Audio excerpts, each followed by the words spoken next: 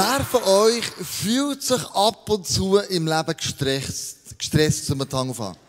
Genau, die Message ist für dich. Heute Morgen geht es um Stress. Wie kann ich Stress abbauen? Und was sagt die Bibel zu Stress? Und was sagt Jesus dazu? Was können wir von ihm lernen? Ich bin heute Morgen mega gestresst frei daher gefahren. Am Sonntagmorgen auf der Autobahn. Hey, das ist wirklich traumhaft. Niemand unterwegs, ausser dich und noch ein paar wenige andere. Ich bin richtig chillt hier reingefahren. Und ich möchte aber euch Pastor auch in dem Sinne wirklich viel mal Danke sagen. Ich war schon mal da gewesen, im Februar für eine ganze Woche in einem Spital. Ich musste mein Sprunggelenk operieren. Das heisst, das alte haben sie rausgefräst, das neue haben sie eingesetzt. Da bin ich noch so ein bisschen am Humpeln. Aber mein Arzt hat gesagt, du, bis Weihnachten ist alles tiptop. Und er hat Spitzenmedizinerin in Basel. Also wirklich, merci vielmals, dass ihr so gute Gesundheitsgeschichte habt. Besser als Bern, offensichtlich. Super. Also, ich komme mit euch mit und ihr im Livestream auch. Nehmt doch kurz das Handy vor. Ich möchte mit euch eine Slido-Abstimmung machen. Ich möchte euch eine ganz spezielle Frage fragen zum Einstieg. Und dann kannst du den QR-Code fotografieren, der da hinten auf dem Ding wird sein, glaube ich. Das kommt dann noch. Wo du kannst an dieser Umfrage teilnehmen von diesem Slido. Ich glaube, das haben wir. Und zwar ist meine Frage an dich. Du hast 2 Tiere zur Auswahl. Welches willst du lieber sein? Schildkröte oder ein Löwe? Kannst du klicken. Was willst du lieber? Schildkröte oder Löwe? Da sehen wir dann, wie viele da abstimmen. Welches Tier möchtest du sein? Dieses oder das andere?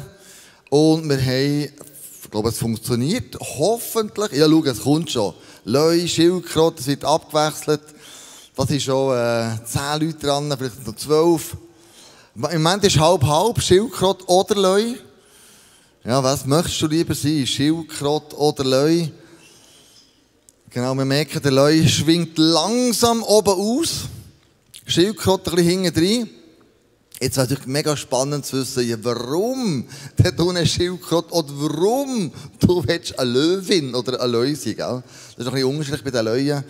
Die Löwin hat andere Aufgaben als der Löwe selber.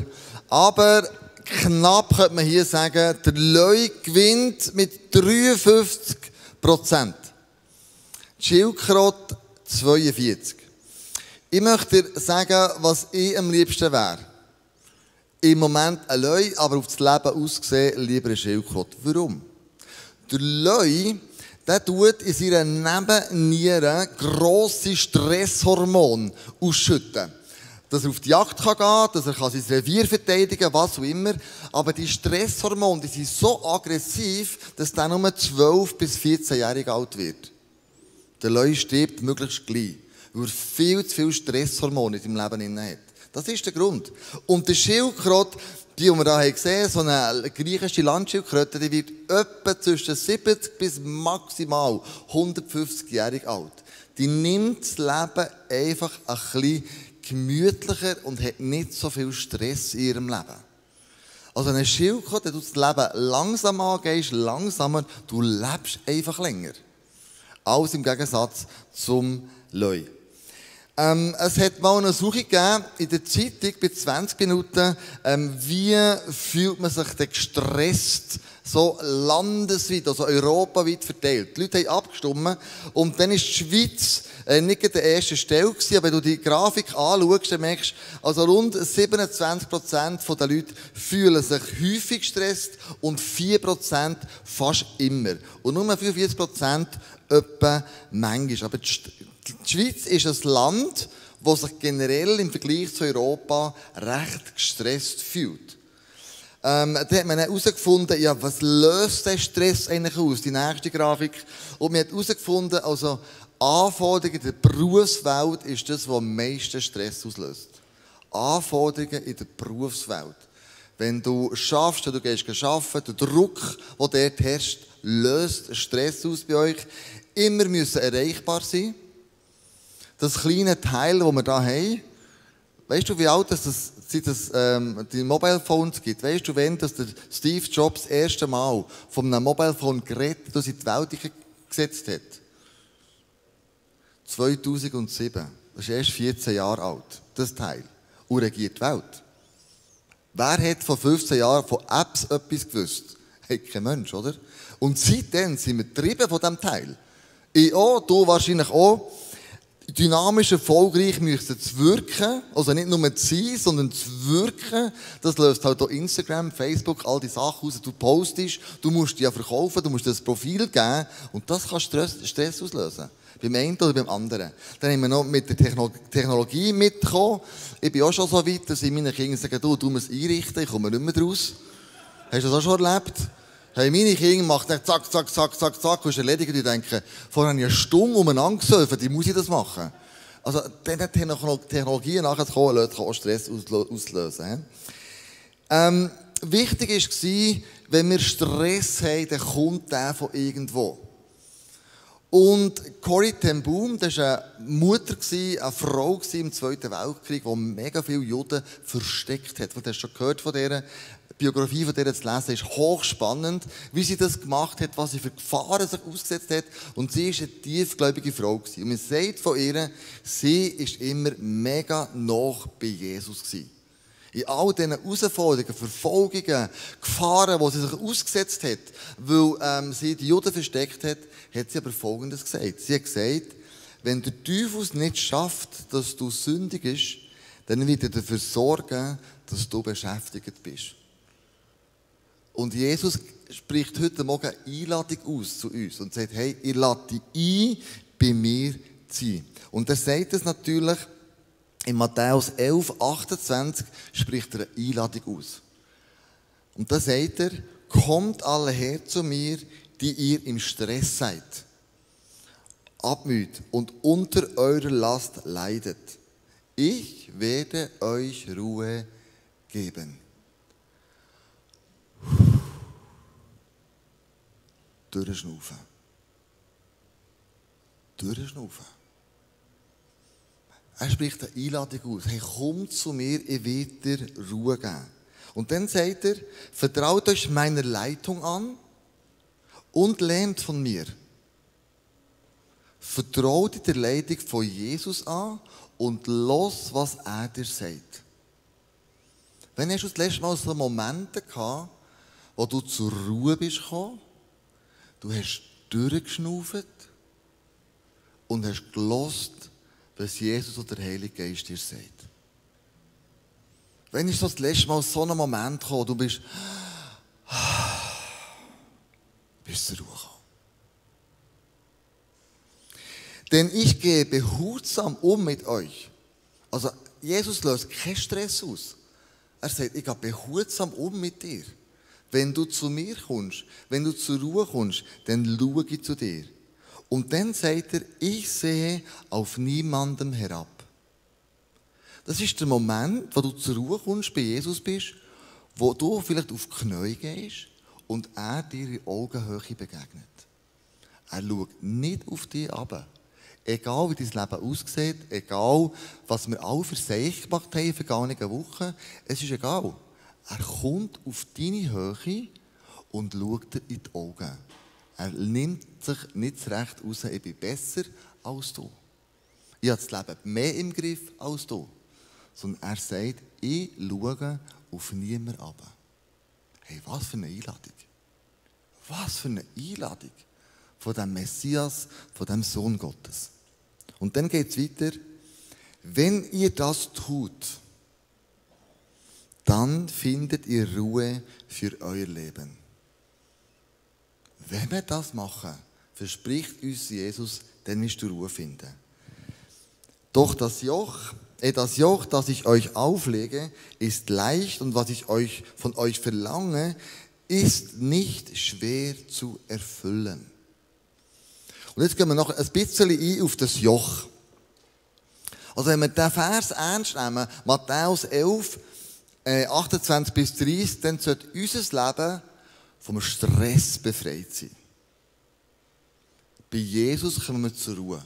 Und sein Joch ist leicht.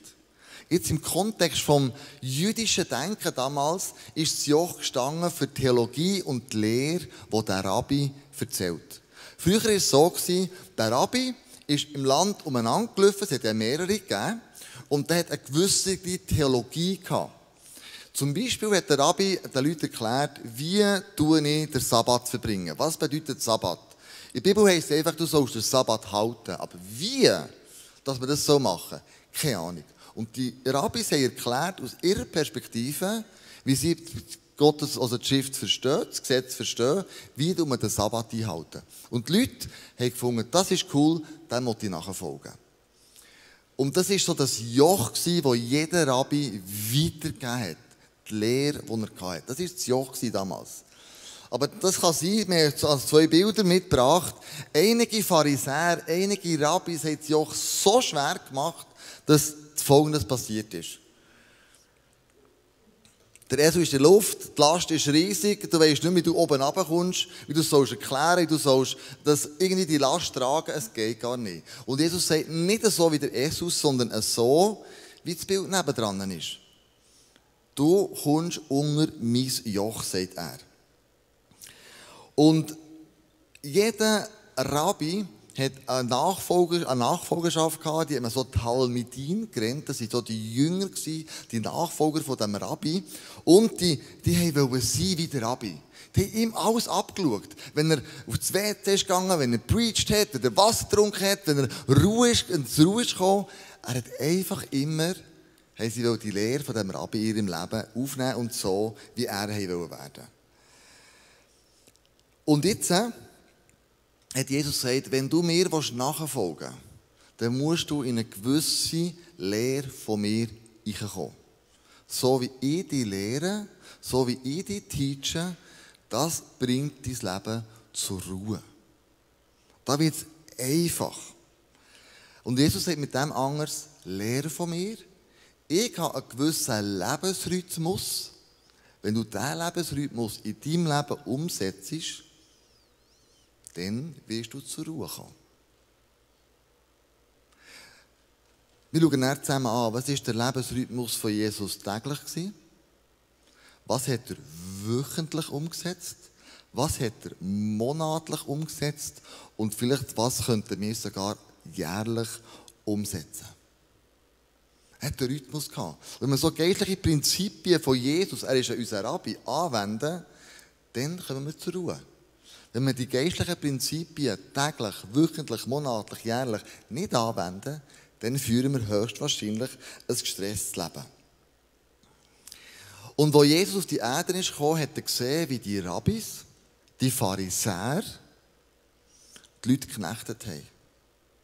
Die Pharisäer sind ganz stur nach dem Gesetz gegangen und haben das Gesetz so krass ausgelegt, dass die Leute nicht mehr in die Freiheit kommen. Es hat die Leute damals gestresst, weil sie gewusst haben, das muss ich erfüllen, das muss ich machen, das muss ich machen. Und wenn ich das nicht mache, dann passiert das und das und das und das. Und darum hat Jesus so, wie soll ich dem sagen? Er war zornig, er war ein bisschen verrückt auf die Rabbis, auf die Pharisäer, weil die Leute so geknechtet haben. Und er sagt es auch. In Matthäus 24,3 sagt er, sie denken sich schwere, fast unerträgliche Forderungen aus und bürden sie den Menschen auf. Doch sie selbst rühren keinen Finger, um diese Last zu tragen. Also Jesus hat wirklich die Rabbis, die Pharisäer, die Schriftgelehrten damals verurteilt und hat gesagt, hey, ich verurteile euch aufs Äußerste, wie ihr mit den Menschen umgeht. Was für eine Last ihr ihnen auflegt, hey, das ist eine Katastrophe. Das ist nicht das, was sich Gott ausdenkt hat. Das ist so ein schweres Joch, kann ja gar niemand tragen. Ich glaube, wenn heute Jesus von dem Joch, das er uns möchte geben, würde reden, dann könnte man den Matthäus 11,28 ein bisschen so umformen. Erstmal versucht. Kommt alle her zu mir, die ihr gestresst seid, die ihr unter Druck leidet und ihr innerlich nicht zur Ruhe findet. Ihr, die nicht abschalten könnt. Ihr, die kaum Stille aushalten könnt. Kommt zu mir, lernt von mir und ich werde euch Ruhe geben. Heute könnte man es vielleicht so übersetzen. In unseren Alltag aufgenommen. Und die Frage ist natürlich, ja, hätte Jesus damals so ein chilltes Leben geführt? Völlig easy peasy, kein Druck und nichts. Es gibt ein paar Bibelverse oder ein paar Bibelstellen, die ich rausgesucht habe für euch. So Lukas 2,42, wo er hat jemanden geheilt. Und durch das, dass er jemanden geheilt hat, sind noch viel mehr Leute gekommen und haben von ihm geheilt werden. Oder in Markus 6, er hat kaum Zeit gefunden zu essen. Die Leute haben ihn bedrängt und haben von ihm viel wollen. Er hat Leute geheilt, er hat das Evangelium verkündet. Oder in Matthäus 13, 14, 13 hat er nicht einmal Zeit gefunden zum Trauern. Also er hat auch nicht ein Leben geführt, weißt, so im Liegestuhl, Sonnenschirm, Pina Colada, Orangensäftchen, Sonnencreme einstreichen, die Scheichen hochhaben und einfach easy leben. Hey, er hat auch Stress gehabt. Und die Frage ist, wie ist er umgegangen mit dem? Er hat da Herausforderungen gehabt, wie wir alle zusammen haben. Und ich glaube, sein Joch war ein einfaches. Er hat das Bild gebraucht von einem Joch, weil damals das die Leute verstanden haben. Wir sind nicht mehr im Bauernsetting drin. Ich bin zwar noch ein Bauerngil, ich habe noch mit Ross Sacher gefahren, das heisst gepflügt. Also ich hatte noch 2 Ross, die der Pflug gezogen hat und ich hing nachher. Und dann hast du eine ganze Woche bist du auf dem Feld gewesen. Und dann bist du hin und her mit diesen 2 Ross und hast die Erde umgepflügt. Kaum hast du es gehabt, bist heimgegangen, hast eine Ecke genommen und dann bist du wieder über die Felder eingefahren mit dieser Ecke. Und das war eine Arbeit, die hart war, ein bisschen eintönig. Aber ich wusste, bei diesen 2 Ross schaffe ich das. Wir kennen das Prinzip vom Joch eben nicht mehr, weil wir eben nicht mehr in diesem Bauernsetting drin sind.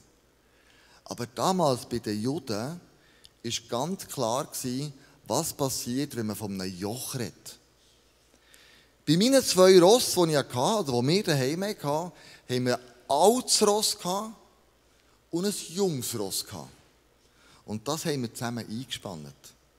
Das alte Ross hat das Junge gelernt, wann muss ich Kraft geben, wann muss ich weniger geben. Wann muss ich so machen, wann muss ich so machen. Das alte Ross hat das Junge gelernt, wie man das Leben meistern kann. Und wenn Jesus sagt, komm unter mein Joch, sagt er, komm zu mir, ich bin das alte Ross, du bist das junge Ross. Ich bin der alte Stier, du bist der junge Stier. Ich bin die alte Kuh, du bist die junge Kuh. Lern von mir. Wenn wir unter das Joch von Jesus gehen, sagt er, komm, ich will dir lehren, wie du das Leben meistern kannst. Das ist das Verständnis von dem Joch, wo die Juden damals gewusst haben, hey, was meint Jesus mit dem, wo er sagt, mein Joch ist leicht, komm unten dran. Der ältere Ochs hat das Tempo vorgegeben. Der ältere Ochs hat gelernt, wie man ziehen muss. Der ältere Ochs hat auch gesagt, schau, am Jüngeren, wenn wir zusammen gleich ziehen, nicht einer mehr, der andere weniger, dann ist die Last gleichmässig verteilt. Und das haben die alten Ochsen damals gewusst. Mit einem Jungen, den muss man ein bisschen zurückbinden, aber der hat manchmal ein bisschen mehr Kraft, ein bisschen mehr Gas geben. Aber grundsätzlich, wir ziehen das zusammen, das Ding. Und wir setzen es zusammen um.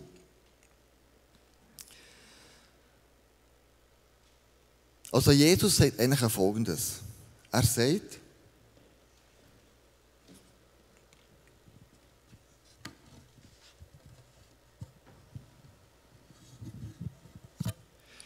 mein Joch ist ein leichtes Joch. Du musst das Gesetz nicht mehr erfüllen. Ich habe es bereits als alter Ochs für dich schon erfüllt. Du musst nicht mehr leisten. Du musst nicht mehr im christlichen Kontext eine Leistung bringen, damit ich dich liebe. Er sagt, ich habe dich schon lange geliebt. Ich habe schon alles gegeben für dich. Und Jesus sagt, komm unter mein Joch. Jesus hat gesagt, ich bin nicht gekommen, um das Gesetz abzuschaffen. Er hat gesagt, ich bin gekommen, um das Gesetz zu erfüllen. Ich habe alles da für dich, was es braucht, damit du eine Beziehung haben zu dem Vater im Himmel. Komm unter mein Joch. Und wenn wir noch das Bild anschauen, wenn er so mit ausgestreckten Armen am Kreuz hängt, dann kommt mir immer der Vater in den Sinn, der mit ausgestreckten Armen einem verlorenen Sohn entgegenläuft. Das ist mein Bild, wenn ich in die Stille komme mit Jesus. Ich habe kein perfektes Leben. Ich führe auch kein perfektes Leben. Wie manchmal ist es hart mit meinen Mitarbeitern. Wie manchmal ist es vielleicht zu hart mit meiner Frau. Wie manchmal ist es zu hart mit meinen Kindern. Ich mache irgendetwas, was einfach nicht richtig ist. Ich sage einen falschen Satz oder keine Ahnung, was es ist. Oder ich selber bringe das Leben nicht so auf die Reihe, wie ich es auf die Reihe bringen sollte. Auch nicht als Pastor. Ich bin ja nur ein Mensch. Und dann weiss ich, wenn ich meine stille Zeit mit Jesus mache, er streckt seine Arme mir entgegen. Am Kreuz. Und sagt, hey, komm zu mir. So wie du bist, so wie du dich fühlst, mit all deinen Ecken, mit all deinen Kanten, mit all deinen Fehlern. Ich habe offene Arme für dich.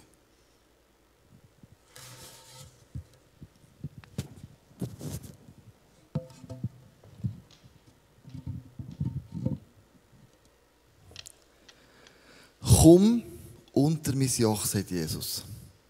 So wie du bist, so wie du dich fühlst, so, dass du dich nicht mehr gestresst fühlst. Den Stress kann man bei Jesus abbauen. Wie hat er das gemacht? Täglich hat er seine Zeit mit seinem Vater verbracht. Täglich hat er gebetet. Täglich hat er sich zurückgezogen, egal wie gross sein Stress war. Und ist zum Vater gegangen. Was hat er wöchentlich gemacht? Er hat wöchentlich den Sabbat eingehalten. Er hat einen Tag von der Ruhe. Einen Tag, wo er sagt, meine Arbeit möchte ich auf die Seite legen. Ich bin im Moment dran, einen Versuch zu starten mit mir selber. Mein iPhone, das ich habe, das chattet extrem viel und dauernd kommt eine Nachricht rein und dauernd kommt das Mail, das kennen ihr ja wahrscheinlich auch, oder? Ich habe angefangen, mein iPhone am Freitag am Abend in einen Sack zu tun, abzustellen und auf die Seite zu legen. Und ich nehme es erst am Samstag am Abend, wenn die Sonne untergeht, das ist so unser Sabbat, Freitag am Abend geht sie unter, bis am Samstag, als sie untergeht, das iPhone nicht anzuschauen. Es ist im Fall nicht einfach, gell? Es ist überhaupt nicht einfach. Manchmal habe ich das Gefühl, ich bin unentbehrlich, die Leute müssen doch mehr erreichen können, wenn irgendetwas wäre, oder? Aber ich denke, nein, ich kann es einfach in diesem Sack innen lassen. Und ich bin noch am Lehren. Es fällt mir nicht einfach, es ist noch nicht alles perfekt. Ich habe es zwischendurch rausgenommen und dachte, es ist jetzt mega wie. Aber ich werde lernen, den Sabbat so zu halten. Ich lasse mich nicht ablenken, sondern ich will mich fokussieren. Was macht mir Freude? Was gibt mir Energie? Wie kann ich meine Batterien aufladen? Wie kann ich Jesus in meinem Leben wirksam werden, im Sabbat innen? Das wäre einmal ein Versuch wert. Was mache ich, oder was hat euch Jesus, monatlich gemacht? Ich kann mir gut vorstellen, dass Jesus pro Monat einen ganzen Tag sich zurückgenommen hat und sich mal auf Gott fokussiert hat. Wie wäre es, wenn wir einmal pro Monat, an einem Tag, uns die Zeit nehmen, sofern es irgendwie geht, nicht in Nebenfamilie, Nebengeschäft, ich weiss, es ist stressig, aber wirklich die Zeit nehmen und sagen, Jesus, ich fokussiere mich heute nur auf dich. Ich habe nur Zeit für dich. Und dann jährlich könnte man davon reden, dass Jesus hat ja auch 40 Tage gefastet, bevor er seinen Dienst angefangen hat. Und wie wäre es, wenn wir so 40 Tage vor Ostern verzichten, fasten, machen irgendetwas. Meine Frau und ich haben angefangen, immer 40 Tage vor Ostern so das Daniel-Fasten zu machen. Das heisst, du trinkst vor allem Wasser. Das heisst für mich kein Kaffee, kein Wein, kein Bier, viel Gemüse, ganz viel Gemüse. Und in dieser Zeit eben verzichte ich auf einen Kaffee, verzichte ich auf einen Wein, verzichte ich auf irgendwelche anderen Genussmittel. Und ich merke, wenn ich 40 Tage das mache, wie mein Geist schärfer wird, klarer wird. Plötzlich sehe ich Sachen kristallklar, die vorher mega verschwommen waren. Und das ist so jährlich. Also welchen Rhythmus, um dem Stress zu begegnen, machen wir? Täglich, wöchentlich, monatlich und vielleicht sogar jährlich. Ich möchte zum Schluss kommen und noch einmal den Matthäus-Vers nochmal echt dir zu Gemüte führen. Ich möchte nochmal dich herausfordern und dich fragen, wie wirst du dich stresslos? Kommst du zu einem ruhigeren Leben? Wo kommst du wirklich mal zur Ruhe? Wir wollen einen Song singen, wo du wirklich einfach mal kannst zur Ruhe kommen. Einfach mal sagen, Jesus, hier bin ich. Dann bist du daher gestresst. Du hast das Kind müssen abgeben. Du warst ein Stammler und du hast dich schon wieder genervt. Wenn der vor dir ist, der glamäschelt. Kennt ihr das Wort, glamäscheln? Das ist einfach extrem langsam fahren, ob du fast durchdrehst, oder? Und du hast gemerkt, es kocht etwas innerlich. Und irgendwie, wenn es anfängt zu kochen, merke ich bei mir selber, irgendetwas ist nicht gut. Wenn ich keine Geduld mehr habe, dann ist irgendetwas nicht gut. Dann sind meine Batterien leer. Dann ist meine Frustrationstoleranz mega, mega klein geworden. Und ich habe bei mir mal gesagt, wenn meine Liebe zu Gott und zu den Menschen nicht zunimmt, dann stimmt etwas nicht mit meinem Leben. Dann muss ich mich verändern. Nicht Gott und nicht die anderen Menschen. Ich muss mal über mein Leben nachdenken. Warum bin ich so frustriert? Warum löst das so viel aus bei mir? Und das sind meine 2 Gradmesser. Nimmt meine Liebe zu Gott und zu den Menschen zu? Wenn ja, dann lebe ich, glaube ich, ein balanciertes Leben. Und wenn es nicht so ist, dann muss ich mich fragen, wie komme ich dazu? Und dann weiss ich, Jesus lädt mich ein. Er lädt mich ein. Komm her zu mir, der oder die, du dich abmühst und unter deinem Stress, deiner Last leidest. Ich werde dir Ruhe geben. Vertrau dich meiner Leitung an und lerne von mir.